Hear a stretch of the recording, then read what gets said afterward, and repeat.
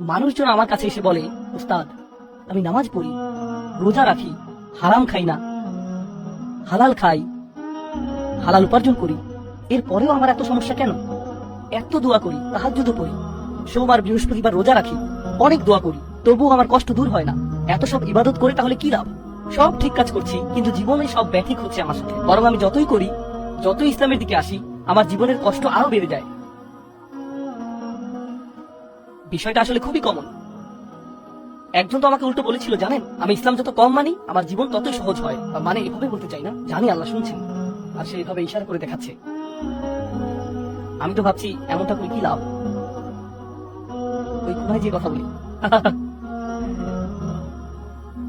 যেন ফেরেশতারা বলবে, আরে আরে ওরা তো ওই কোনায় চলে গেল, হায় হায় এখন লিখবো কিভাবে।